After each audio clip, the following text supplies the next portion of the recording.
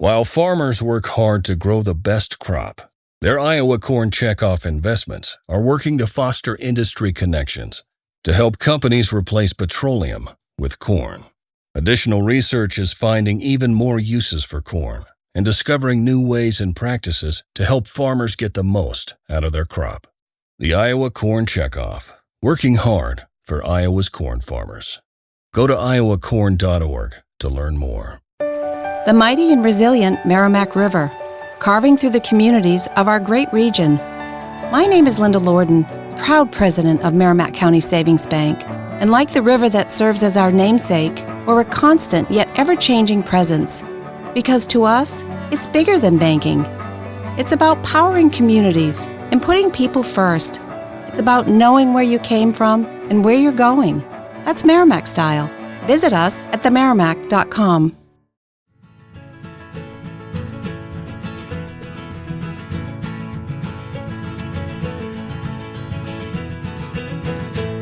In the dawn's like boots on the ground, the leaves crunch beneath as we head down. There's something about the woods and for the beast that quietly heed the call. Won't you join me on this trail, dear, where the deer stand tall and the air so clear? Well, the rifle slung with storytellers here, whispering tales of hunts from yesteryear. The golden hues on the trees align with the spirit of the hunt. It's a sacred time. Won't you join me on this trail, dear, where the deer stand tall and the air so clear? You're listening to my favorite podcast, the Big Buck Registry. Big Buck Registries. Big Buck Registries. Big Buck Registries. The Big Buck Registries Deer Hunt Podcast. Welcome to the October 2024 edition of the Big Buck Registries Deer News you might have missed over the last month. In this edition, first Jim takes us to Michigan to explore a Michigan bill that seeks to reverse deer hunting restrictions for youth, veterans, and disabled hunters. Then Dusty covers a story in Wisconsin about the Wisconsin DNR initiating a review of deer management units ahead of the 2025 season. I'll explore the New York DEC transition to electronic deer tags for the 2024 to 2025 hunting season. Dusty covers the latest on CWD, and I'll discuss deer overpopulation, both stories from Virginia. Finally, Jim wraps up with a CWD story out of Texas. We've got lots to cover, so let's get started. Now here's Jim Keller with the Deer News. A new bill in Michigan proposes to reverse recent restrictions placed on deer hunting for youth, veterans, and hunters with disabilities. The Michigan Natural Resources Commission had recently approved new regulations making the September Liberty Hunt and October Independence Hunt special hunts designated for these groups, antlerless only, starting in 2025.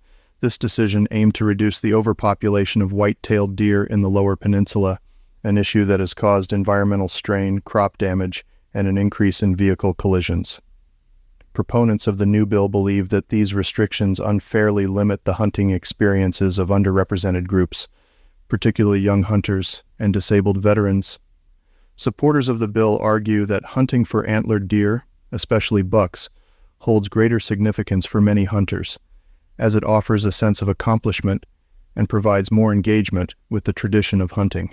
Youth and disabled hunters, who already face limited hunting opportunities, should not be restricted further by these regulations.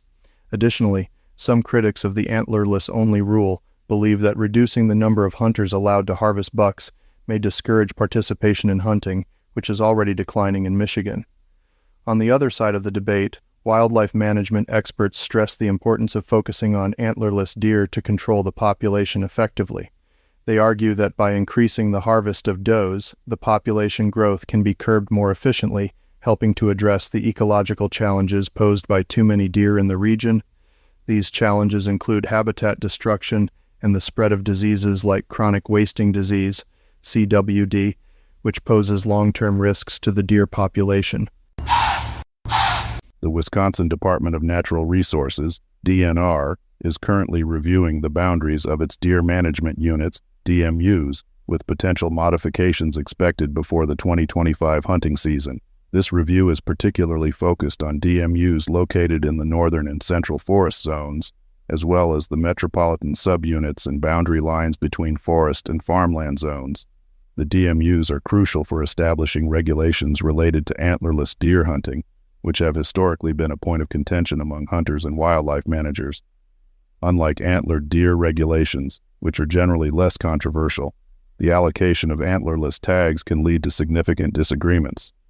The DNR's deer program specialist, Jeff Pritzel, highlighted that this review is part of a regular process that aims to better manage deer populations in response to changing ecological conditions and hunter feedback. During a recent meeting of the DNR's Deer Advisory Committee, Pritzel discussed the proposed changes and engaged with committee members, which include representatives from various conservation organizations and the U.S. Forest Service. The DNR aims to balance the interests of hunters with ecological sustainability, utilizing data-driven approaches to guide the review process. The New York State Department of Environmental Conservation, DEC, is set to revolutionize the hunting experience for the 2024 to 2025 season with the introduction of electronic deer tags. This modernization initiative is designed to streamline the licensing and tagging process, providing greater convenience for hunters across the state while emphasizing sustainability. Starting this hunting season, all licenses and deer management permits will be available for electronic purchase, allowing hunters to print their tags at home. This shift marks the first time New York will move away from the use of plastic tags, opting instead for plain paper versions that can easily be printed after purchase. The DEC encourages the use of its HuntFish NY mobile app, which will allow hunters to display their licenses electronically while in the field. Interim DC Commissioner Sean Mahar expressed enthusiasm for the new system, stating, "DEC continues to modernize the sporting license system and improve the license buying experience for the public. The ability for people to receive their licenses electronically and print tags at home will make it quicker and easier to get outdoors and connect with nature through hunting and fishing." With this transition, hunters can purchase their licenses and permits online via phone or in person, gaining immediate access to print licenses and tags. Additionally, the DEC has eliminated the requirement for hunters to wear back tags, although carrying proof of licensure will still be mandatory. For the first time, hunters will not need to tag their deer immediately after harvest. They can drag the animal to their vehicle before affixing the tag, allowing for greater flexibility in handling harvested game. To ensure that the tags remain intact during transport, the DEC recommends placing them in a waterproof bag. While the DEC is optimistic about the benefits of the new electronic system, concerns about potential misuse remain. The department is committed to upholding compliance and ethical hunting practices, and officials plan to collaborate with law enforcement agencies to monitor and enforce regulations. Chronic wasting disease, CWD, a fatal neurological disease that primarily affects deer, elk, and moose, has become a significant issue in Virginia. The Virginia Department of Wildlife Resources, DWR, has been actively tracking the spread of this disease since it was first detected in the state in 2009. As of the 2023 to 2024 season, CWD has been confirmed in 15 counties across northern and southwest Virginia. Recent surveillance has shown the disease spreading southeast, with new cases detected in Tazewell County, pushing the boundaries of the state's disease management areas. CWD is caused by infectious proteins called prions, which are transmitted between deer through saliva, feces, urine, and even soil contaminated by prions. There is no known cure, and the disease eventually leads to death in affected animals. Although CWD has not been shown to affect humans or domestic animals, its impact on deer populations remains a serious concern. In the 2022 to 2023 hunting season, 47 cases were detected in Virginia, with the bulk of these cases concentrated in Frederick County, which has seen the most infections since 2009. In response, DWR has implemented various measures, including expanded surveillance, stricter regulations on carcass disposal, and restrictions on feeding and baiting deer to prevent the clustering that accelerates the spread of CWD. The bans on baiting and feeding are crucial in slowing the spread of CWD, said Alexandra Lombard, the state's wildlife health coordinator. She noted that clustering deer increases contact between healthy and infected animals, making it easier for the disease to propagate. As part of the state's ongoing efforts, Franklin, Roanoke, and Wythe counties have been added to DMA-3 for the 2024 to 2025 season. In addition, a new DMA, DMA-4, has been established to include Bland, Smith, and Tazewell counties. Hunters are urged to continue cooperating with DWR's efforts by avoiding the use of deer lures that contain natural urine, getting their harvests tested, and following restrictions on transporting deer parts from DMAs. In Southwest Virginia, deer overpopulation is rapidly becoming a pressing issue, leading to significant concerns among residents and wildlife management officials. Regions such as Accomack County and Highland County are experiencing challenges associated with rising deer populations, which pose risks to local ecosystems and human safety. According to the Virginia Department of Wildlife Resources, DWR, deer populations have stabilized, but their impact on biodiversity and habitat health is increasingly evident. Local authorities are exploring various management strategies to address these issues effectively. In Accomack County, community engagement is a priority, with stakeholders, including residents, wildlife experts, and government officials, collaborating to develop sustainable solutions. Accomack County's DWR representative emphasized, "We need to focus on creating habitat modifications that deter deer from residential areas, while also informing residents about coexistence strategies." Proposed measures include increasing public awareness campaigns, implementing non-lethal control measures, and establishing fencing in vulnerable areas to protect gardens and crops. Highland County faces a particularly complex situation, as studies suggest that the rising number of natural predators, such as coyotes and bears, has not effectively curtailed deer populations as anticipated. DWR wildlife biologist Tyler Evans remarked, "The dynamics of predator-prey relationships are more complicated than we thought. We may need to reassess our management strategies to address this imbalance. As hunting remains a primary tool for managing deer numbers, the community continues to adapt its strategies based on data collected during hunting seasons, which serve as critical indicators of population trends. Despite the challenges, innovative approaches to wildlife management are emerging as potential models for other regions facing similar dilemmas. The DWR's commitment to balancing ecological health with public safety is evident in its efforts to involve local communities in decision-making. By engaging residents and providing them with information, we can create a more sustainable approach to managing our deer populations," said DWR Representative Sarah James. As Virginia navigates these challenges, the focus remains on fostering sustainable wildlife management practices that address the complexities of deer overpopulation while ensuring ecological integrity. As chronic wasting disease, CWD, continues to pose a significant threat to Texas's deer population, breeders and wildlife officials are grappling with the challenges of managing this fatal neurological disease. CWD has been a growing concern since its first detection in Texas in 2012, with 87% of confirmed cases occurring in deer breeding facilities. John True, a deer breeder from Hunt County, described the situation as the most trying time for his industry, stating, "It's suffocating." True operates a facility that specializes in producing deer with impressive antler racks, which are highly sought after by hunters. However, the potential spread of CWD is threatening not only his business but the entire breeding community.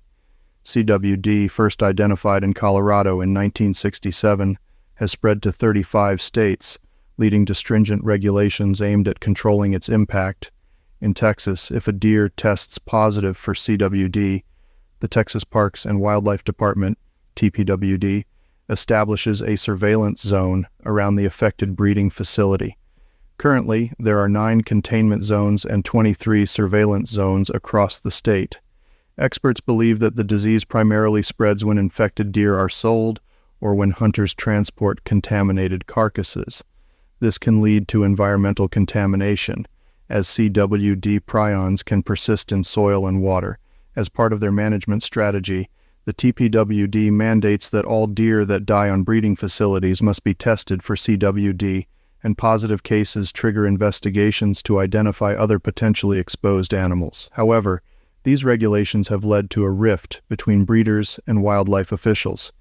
Many breeders argue that stringent regulations not only threaten their livelihoods, but also diminish property values in affected areas. Kevin Davis, executive director of the Texas Deer Association, expressed concerns during a recent Parks and Wildlife meeting, stating, "It's probably time for us to go ahead and stop adopting new zones and just change the regulation altogether."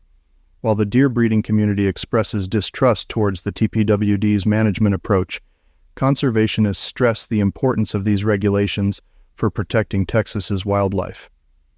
Mary Pearl Muth, president of the Texas chapter of the Wildlife Society, highlighted that CWD is not only a problem for deer breeders, it is a problem for all Texans, noting the potential ecological impacts of a declining deer population.